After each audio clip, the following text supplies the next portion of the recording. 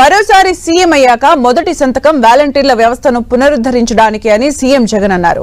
మేమంతా సిద్ధం యాత్రలో భాగంగా వెంకటాచలంపల్లిలో పెన్షన్దారులతో జగన్ ముఖాముఖి అయ్యారు. గతంలో పెన్షన్ ఎంతమందికి వచ్చేదో తమ ప్రభుత్వంలో ఎంతమందికి వస్తుందో తేడా గమనించాలన్నారు.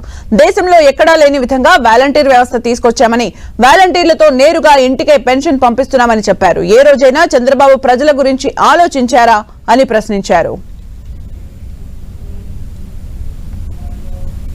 మన మేనిఫెస్టో మన ఎన్నికలు అయిపోయిన వెంటనే దేవుడు దయతో మీ అందరి చల్లని దీవెనలతో మన ముఖ్యమంత్రిగా ప్రమాణ స్వీకారం చేసే మొట్టమొదటి సంతకం మనం పెట్టబోయేది మళ్ళీ వాలంటీర్ల వ్యవస్థ మళ్ళీ పునరుద్ధరించడమే అని చెప్పి కూడా ఈ సందర్భంగా చెప్తా ఉన్నాం.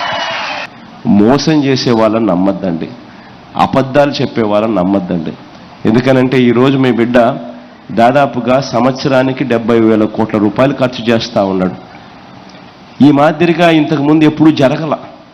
మీ బిడ్డ ఈ మాదిరిగా ఎందుకు చేయగలుగుతా ఉన్నాడు అని అంటే ఎక్కడా కూడా కరప్షన్ లేకుండా, ఎక్కడా కూడా వివక్ష లేకుండా మీ బిడ్డ తీసుకొచ్చిన సమూహమైన మార్పులు తీసుకొచ్చాడు. కాబట్టి ఎప్పుడూ చూడని విధంగా, ఎప్పుడూ జరగని విధంగా ఆంధ్ర రాష్ట్ర చరిత్రలో ఈరోజు సంవత్సరానికి 70,000 కోట్ల రూపాయలు దాదాపుగా మంచి చేసి చేయిస్తూ ఈరోజు పనులు జరుగుతూ ఉన్నాయి.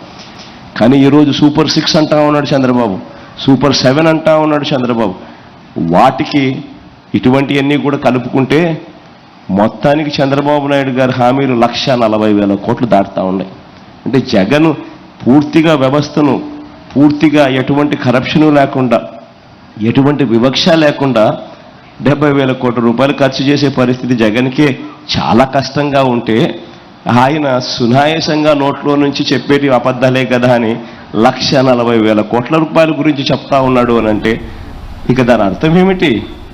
అందరినీ మోసం చేసేదానికే కదా. ప్రతి ఒక్కరూ కూడా ఈ విషయాన్ని ప్రతి ఒక్కరూ కూడా గుర్తుపెట్టుకోండి.